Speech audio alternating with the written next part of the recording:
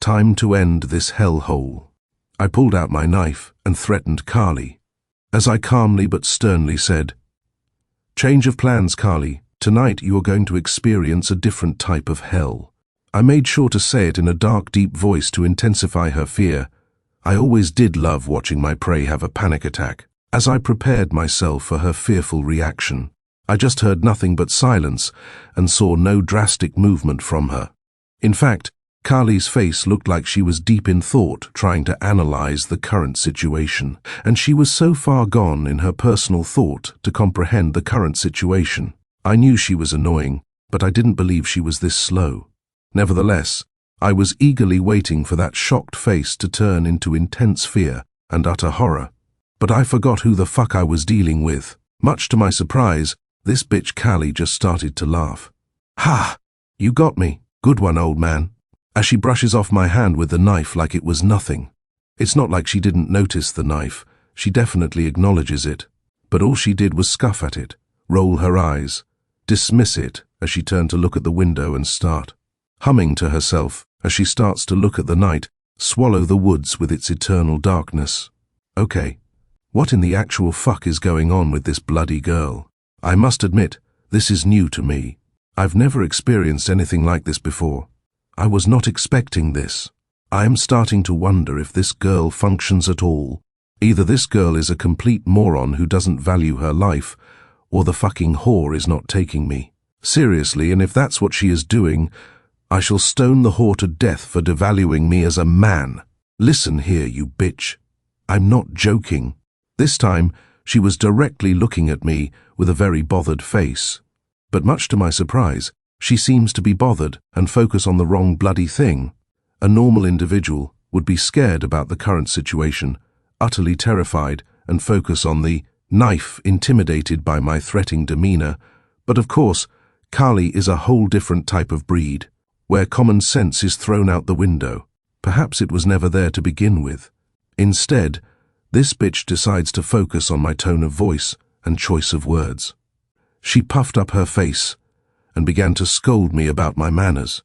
First of all, old man, don't call me a bitch. That's rude.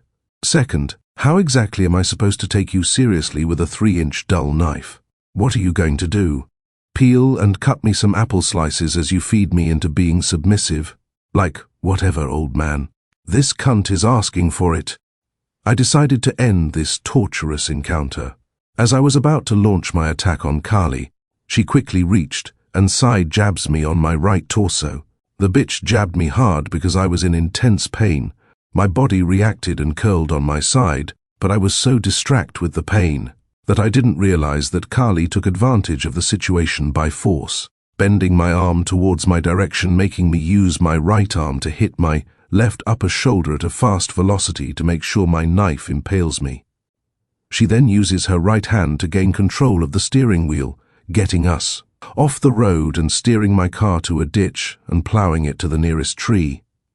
The hard impact banged my head towards the dashboard, only to aggressively push me back by the impact of the airbags imploding. It all happens within seconds. One moment, I was the one in control. The next thing I know, this girl turns into a professional survivalist and John Wicks my ass. After the collision, everything was dark and my ears were popping. I can barely see, but by the sounds of things, I can tell my car is totaled. As I was slowly trying to get my functionality again, I heard a second glass shattering and the sound of Carly's passenger door opening. I fought the pain to see in Carly's direction, only to see she is missing. The fucking whore must have used the blunt handle of my knife to break my car's window in order to open the door from the outside and make a break for it. This little cunt is a lot more clever and cunning than I gave her credit for, but if she thinks she is going to get away from me, she's got another thing coming. I stumble out of the car, but despite it being cold, below temperatures, outside it's incredibly warm for me, and I am completely out of breath. Now, I know I bloody crashed, but why the hell am I so winded? Actually, now that I think about it, my shirt is drenched and wet with a sticky feeling to it. That's when it hit me. It happened so fucking fast. Through so much chaos, it didn't even register that Carly didn't just jab my side torso, as I originally thought. She fucking stabbed me with a hidden weapon of her own. By the looks of the injury, it's an impact of the weapon is thin, but sharp enough to cut through flesh and hit deep a single point of a clean hole.